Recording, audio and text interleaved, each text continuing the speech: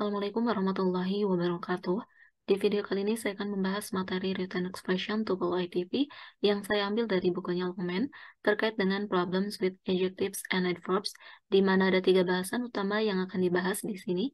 Yang pertama adalah use basic adjectives and adverbs correctly, yang kedua adalah use adjectives after linking verbs, dan yang ketiga adalah position adjectives and adverbs correctly. Ya, sebagai pendahuluan, masalah yang berkaitan dengan adjective dan adverb seringkali muncul di dalam pertanyaan written expression tuple ITP. Adverb ini biasanya dibentuk dengan menambahkan akhiran ly ke adjective. Oke, untuk lebih jelasnya teman-teman bisa perhatikan di tabel berikut terkait dengan adjective dan juga adverb. Nah, kalau adjective-nya misalnya berupa reason, maka adverb-nya itu dibentuk dengan menambahkan adjective dengan akhiran ly menjadi recently. Kemudian public menjadi publicly, kemudian evident menjadi evidently. Nah, ini adalah terkait dengan adverb yang biasanya dibentuk dengan menambahkan akhiran ly ke adjektifnya. Tetapi ada juga adverb yang tidak diakhiri oleh ly dan bisa dikenali dari artinya. Oke, adverb tersebut bisa menggambarkan kapan sesuatu itu terjadi, seperti often, soon, ataupun later. Kemudian bagaimana sesuatu itu terjadi, misalnya fast, hard, well, atau di mana sesuatu itu terjadi, seperti here, there, ataupun nowhere. Nah, 3 hal penting yang perlu dicermati di dalam masalah adjective dan adverb. Yang pertama adalah menggunakan adjective dan adverb dengan benar. Yang kedua adalah menggunakan adjective setelah linking verb. Dan yang ketiga adalah menempatkan adjective dan adverb dengan benar. Oke, langsung aja kita akan bahas masalah-masalah yang berkaitan dengan adjective dan adverb ini. Oke, yang pertama kita akan membahas mengenai use basic adjectives and adverbs correctly atau menggunakan adjective dan adverb dengan benar. Nah, teman-teman perlu perhatikan di sini terkait dengan fungsi dari adjective dan juga adverb, di mana adjective ini hanya memiliki satu fungsi, yaitu menggambarkan noun ataupun pronoun. Untuk lebih jelasnya, teman-teman bisa perhatikan contohnya di sini. She is a beautiful woman. Nah, di sini ada adjective beautiful yang menggambarkan noun-nya woman, seperti ini. Kemudian di contoh berikutnya, she is beautiful. Nah, beautiful ini merupakan adjective yang menggambarkan pronoun-nya she, seperti itu. Sedangkan untuk adverb, ini memiliki 3 fungsi, yaitu menggambarkan verb, kemudian adjective, ataupun adverb lainnya. Sebagai contoh, she sings beautifully. Nah, di sini ada adverb beautifully yang menggambarkan verbnya sings. Oke, kemudian di contoh berikutnya, she is a beautifully dressed woman. Nah, di sini ada adverb beautifully yang menggambarkan adjective dressed. Kayak gitu. Sedangkan si adjective dressed ini akan menggambarkan noun-nya woman. Oke, kemudian di contoh yang terakhir, she is a truly beautifully dressed woman. Nah, di sini ada adverb truly yang menggambarkan adverb lainnya yaitu beautifully.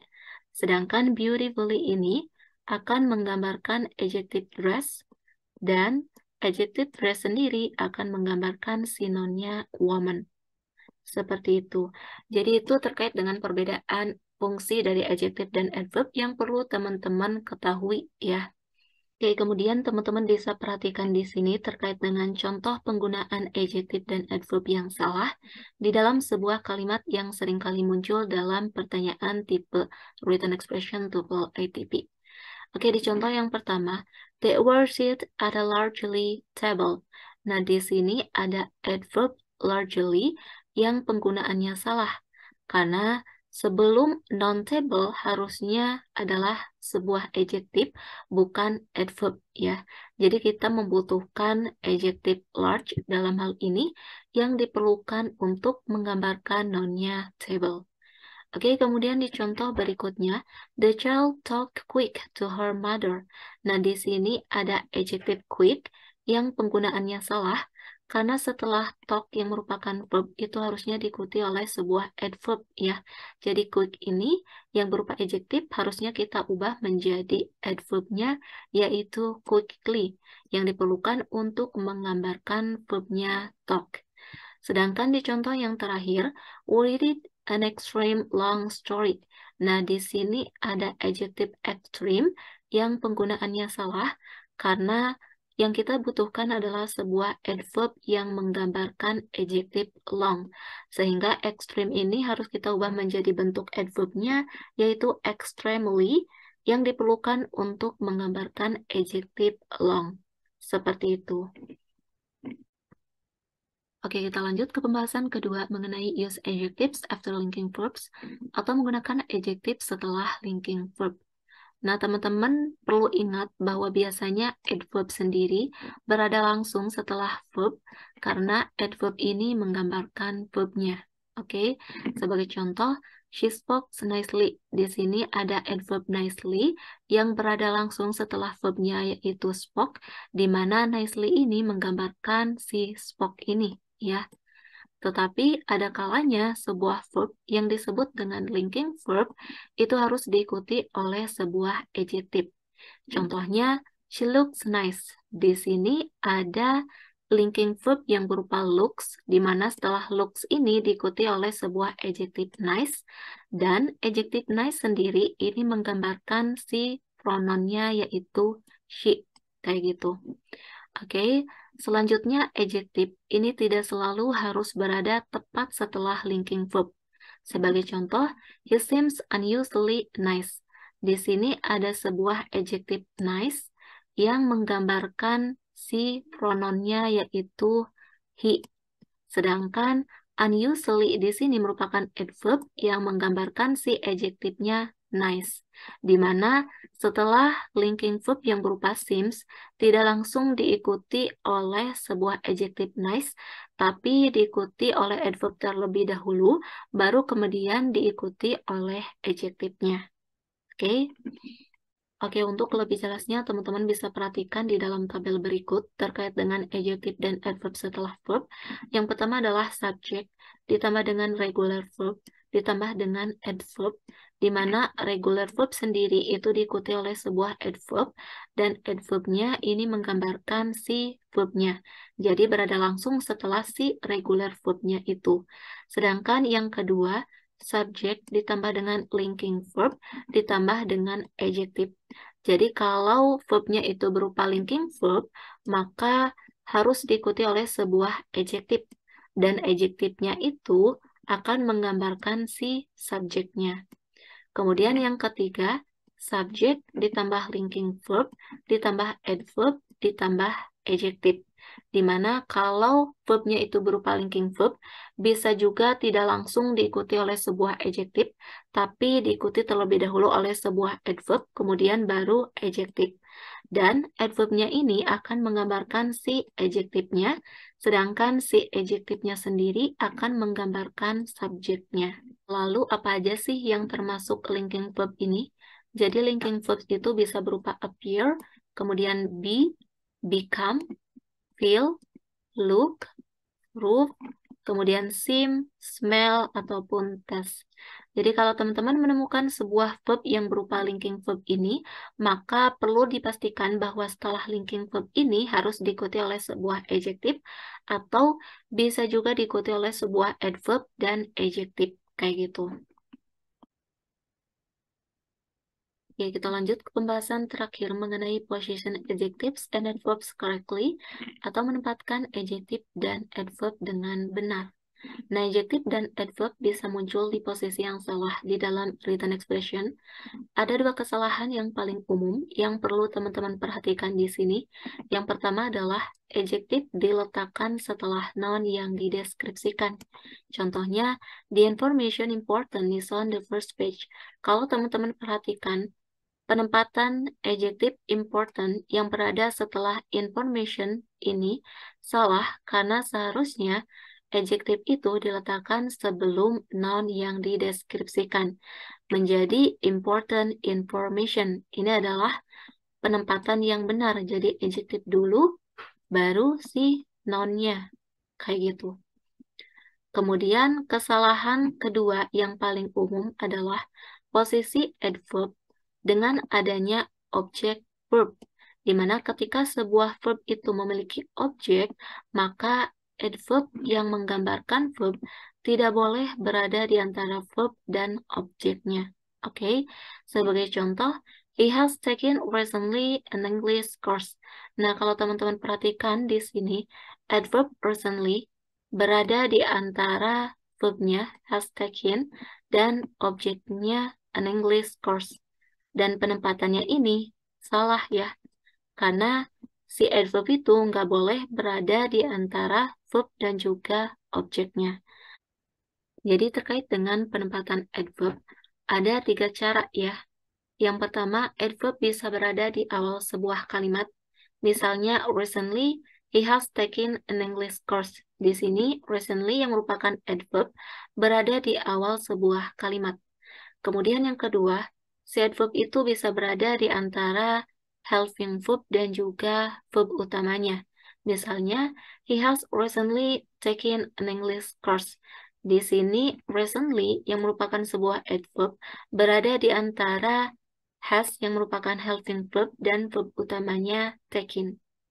Kemudian yang ketiga, si adverb sendiri bisa berada di akhir sebuah kalimat. Misalnya, he has taken an English course recently. Di sini, recently yang merupakan sebuah adverb berada di akhir sebuah kalimat. Seperti itu. Oke, kita lanjut ke latihan soal. Untuk soal nomor 1, modern art is on display at the Guggenheim Museum, a building with an unusually design. Nah, untuk soal nomor 1 ini struktur yang salah terdapat pada jawaban yang D. Karena di sini unusually ini merupakan sebuah adverb. Sedangkan kalau teman-teman perhatikan di sini ada sebuah noun yang berupa design. Seharusnya sebelum noun itu kita membutuhkan sebuah adjektif yang menggambarkan noun-nya design. Jadi unusually ini kita ubah menjadi adjektifnya berupa unusual agar kalimatnya menjadi benar. Seperti itu. Kemudian untuk soal nomor 2, by the beginning of the 1980s, 15 states had adopted already novel insurance laws. Nah, untuk soal nomor 2 ini struktur yang salah terdapat pada jawaban yang B. Karena kalau teman-teman perhatikan, already di sini merupakan sebuah adverb yang berada di antara sebuah verb yaitu had adopted dan juga objeknya novel insurance laws. Sedangkan posisi adverb yang berada di antara verb dan objeknya itu tidak diperbolehkan. Oke, seharusnya posisi dari already ini berada di antara si helping verb dan juga verbnya. Menjadi already adapted, kayak gitu. Agar strukturnya menjadi benar.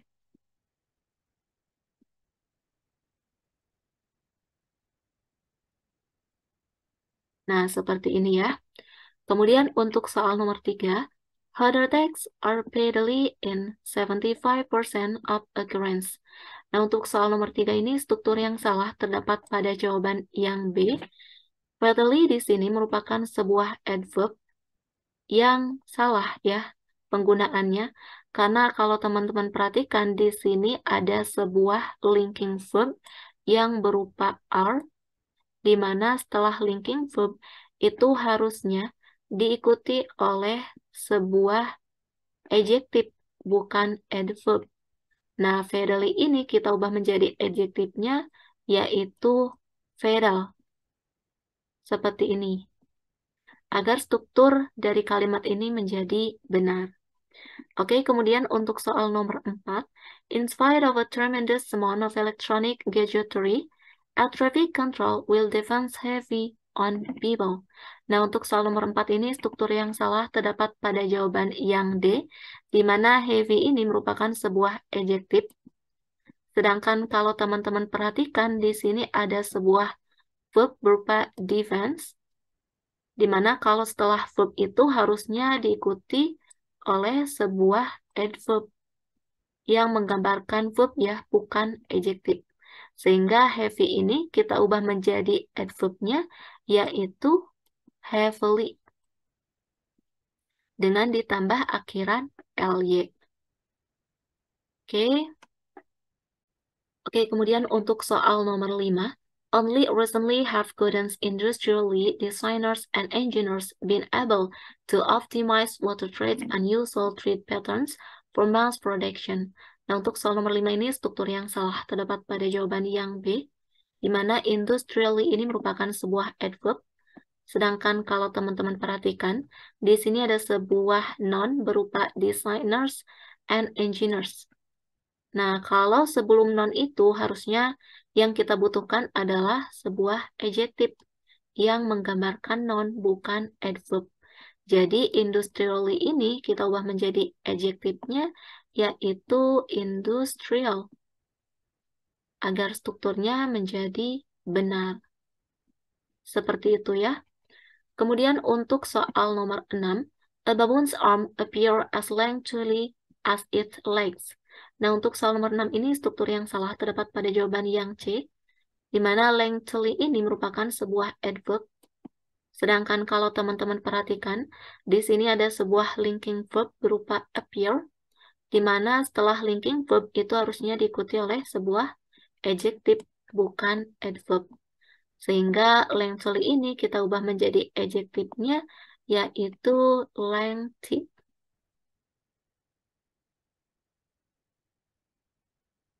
Oke, sehingga kalimatnya akan menjadi benar. Oke, kemudian untuk soal nomor 7, a serious problem is how to communicate reliable with a submerged submarine. Nah, untuk soal nomor 7 ini struktur yang salah terdapat pada jawaban yang C, di mana reliable ini merupakan sebuah adjective. Sedangkan kalau teman-teman perhatikan di sini ada sebuah verb yaitu communicate. Sehingga setelah verb itu harusnya diikuti oleh sebuah adverb, bukan adjective ya, yang menggambarkan verbnya communicate. Jadi reliable ini kita ubah menjadi adverbnya, yaitu reliably, agar strukturnya menjadi benar. Seperti itu. Oke, kemudian kita beralih ke soal nomor 8. Americans are destroying rapidly wetlands faster than an acre every 2 minutes. Nah, untuk soal nomor 8 ini struktur yang salah terdapat pada jawaban yang B, di mana kalau teman-teman perhatikan di sini ada rapidly yang merupakan sebuah adverb yang berada di antara verbnya are destroying dan juga objeknya wetlands ya. Nah, kalau teman-teman cermati, adverb itu nggak boleh berada di antara verb dan juga objeknya.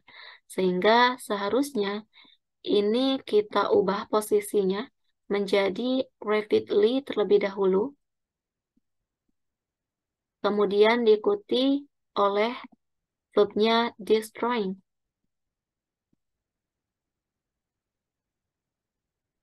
Agar strukturnya menjadi benar. Seperti itu. Kemudian untuk soal nomor 9, the central banking system of the United States consists of 12 bank district. Nah, untuk soal nomor 9 ini struktur yang salah terdapat pada jawaban yang D. Kenapa jawaban D ini salah? Karena kalau teman-teman perhatikan, banks di sini merupakan sebuah noun, sedangkan district ini adalah sebuah adjective. Nah, ini penempatannya salah karena seharusnya adjective terlebih dahulu, baru diikuti oleh noun-nya. Sehingga banks district ini harusnya diubah menjadi district banks. Agar strukturnya menjadi benar ya. Seperti ini. Oke, kemudian untuk soal nomor terakhir, telegraph service across the Atlantic was successful established in 1866.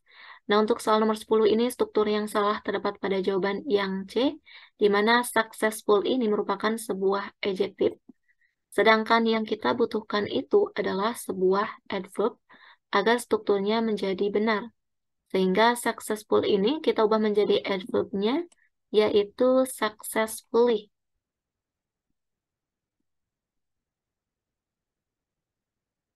Nah, seperti ini agar kalimat ini menjadi benar.